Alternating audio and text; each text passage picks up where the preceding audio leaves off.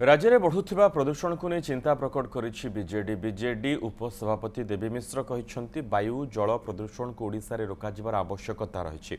शिल्प द्वारा हेउ कि सहरी आवर्जना किंबा बेआईन क्रशर पत्थर खनन द्वारा राज्य में होउथिबा प्रदूषण को रोकिबा लागि पदक्षेप नेबाकू पड़िबो। दिल्ली ठू अधिक बालेश्वर बारिपदा भली स्थान में प्रदूषण बढ़िबा उद्वेगर विषय। तालचेर अनुगुल रे स्वाभाविक भावे भी अधिक रही आसुछि। ओडिशार 5टी स्थान में स्थिति गंभीर, से सरकार तुरंत पदक्षेप नियंतु बोली बीजेडी दाबी करिछि। केवल सहर लोक नुहे गाँवर लोक माने भी एवं वायु प्रदूषण शिकार होउछन्ति। तेणु सरकार केवल पीयूसी जांच रे न रही प्रदूषण रोकिबा पई अन्य दिगगुड़ी को मध्य देखिबा दरकार। जहाँ स्थिति रही वर्तमान सरकार तुरंत स्पष्टीकरण देबा दरकार। ग्रामीण क्षेत्र गाँवर लोक माने से प्रदूषण वायु प्रदूषण शिकार होउछन्ति।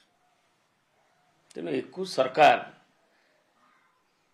केवल पॉल्यूशन कंट्रोल बोर्ड ऊपर पॉल्यूशन कंट्रोल बोर्ड तंग आर्म, तेणु से सांगे सांगे तार रेस्पॉन्स हवा उचित एवं कौन स्ट्रेटेजी से करुछन्ति इमिडिएटली ताको कम्बाट करबा पई एवं जो गुडी को अबारित भाव में चलुछि ता पई कौन